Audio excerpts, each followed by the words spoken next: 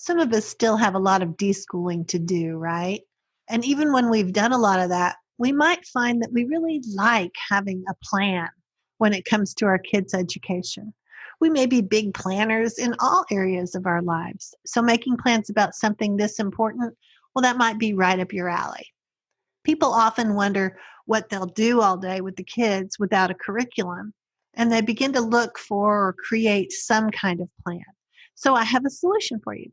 I've created a skeleton structure for you to use as your unschooling curriculum.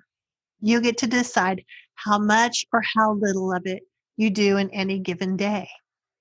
If you're in any of my private coaching groups, you have access to a deeper dive on each of these 6 areas that I want you to focus on.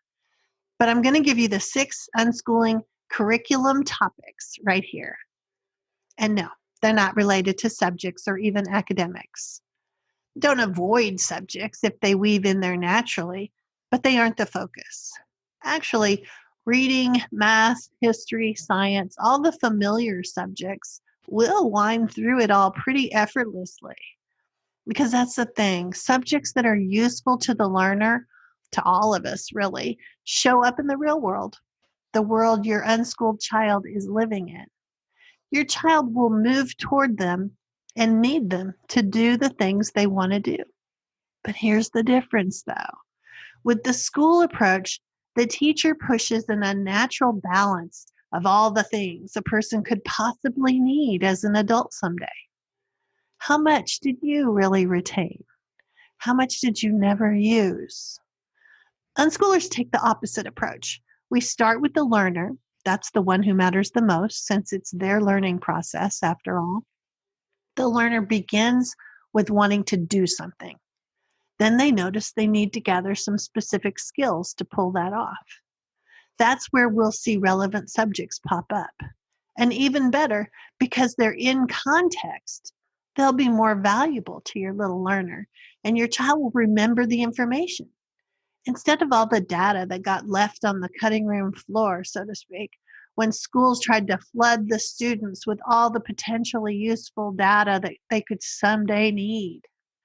This way, we start with the simple question, what do you need? And that's what takes me to the plan. So here are my 6 unschooling curriculum topics. And number 1, we start with play. Research shows that playing games is one of the best ways a brain embraces learning. Think of all the big companies that are gamifying their customers' experience or even their employees' experience. They wouldn't do it if it didn't produce better results. I know some of you are going to say, surely we can't play games or just chit-chat all day long. And I have 2 answers to this. On one hand, my answer is why not? But on the other hand, you won't. It won't happen like that. Other things will pop up and need your attention or draw your child's attention and curiosity away from you. And these are all going to be clues about the inner workings of your child. What are their preferences? When you really begin to know these, you're able to connect in ways that will not only make your relationship with your child richer, but you'll know more confidently what your next steps should be. So, time to open that game closet and get playing with the kids. Number 2 follows up on that same question about playing and chit-chatting with them all day. The idea and importance of conversations is really important as you're unschooling. And that's what number 2 is, conversations. Connecting with your child through all sorts of conversations gives you important data into where their interests lie, what they're understanding, where they may need clarity, as well as what your next steps might be to bring new experiences into their lives. Number 3 is curiosity. I'm talking about yours and your child's. Since you're not bogged down with lesson plans, you can open up to being more curious about the world around you. We're all naturally curious, kids and adults, but it's often stifled when we're told to wait until the more important topics have been adequately covered. And who determines that? Not the learner, usually. Number 4 is sparkle. Adding a little sparkle to the day can do so much. It's one of those things where you get a really great return on your investment of time. When you observe your child enjoying something, consider ways to support it and make it even better.